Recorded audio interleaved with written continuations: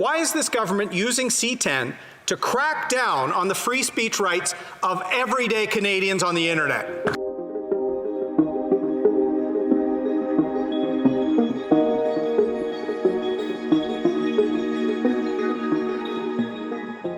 Is the Liberal bill C10 an attempt to control what Canadians can say, think, feel, or view on the internet? Well, Erin O'Toole says so, but Prime Minister Justin Trudeau says, you're a crazy conspiracy theorist if you think that.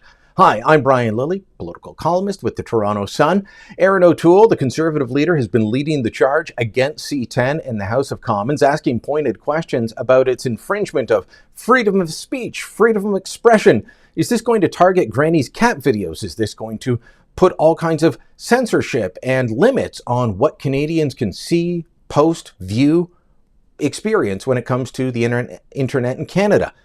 I agree with Erin O'Toole, so do many experts, but Justin Trudeau says, oh no, this is just a great bill, you just don't understand it. Allow me to be absolutely clear. This is not about restricting content, but about making Canadian music more discoverable and available to the general public. Freedom of speech is explicitly protected under the Act and in our Charter of Rights and Freedoms. So Trudeau wants you to think this is about Canadian creators and making Canadian music more discoverable. Look, I support a lot of Canadian music, buy a lot of Canadian music. I've gone to concerts when we were allowed to.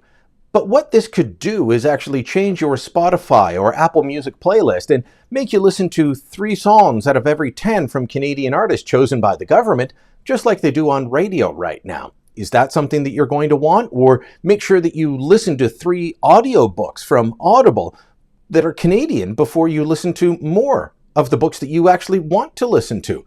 Is that what we want on the internet? As I've described in my columns, the Trudeau government wants to make the internet in Canada a walled garden, kind of like AOL in the 90s. You can see anything you want as long as the government approves it.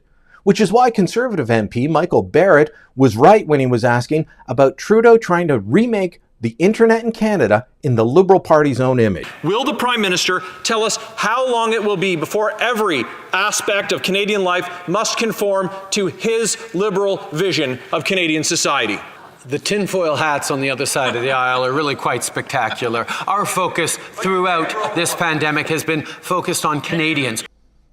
And there you have it, Justin Trudeau's disdain for average Canadians. From the left, the right, and the middle who are opposed to C10, he thinks that you're a crazy conspiracy theorist. He thinks you're wearing a tinfoil hat, that you've got it wrapped around your head just a little bit too tight. No, you don't. Whether we're talking about groups like Open Media on the left, or University of Ottawa professor Michael Geist, an expert in internet and e-commerce law, or you're talking about people on the right, people who look at this bill say that this is the wrong way to go. Justin Trudeau thinks it's the right way to go. They're promising to put in an exception to protect Granny's cat videos from being regulated by the CRTC, but there is still much in this bill, even if that does go through, that will leave your internet experience being vastly different and controlled by the government in ways that we do not expect or want in a free and democratic society. Continue to keep up the pressure. Continue to contact your MPs and help spread the word. You can drop us a comment below, but please share this video on Twitter, on Facebook, email it to your Aunt May in Whitby. Do what you can to get the word out.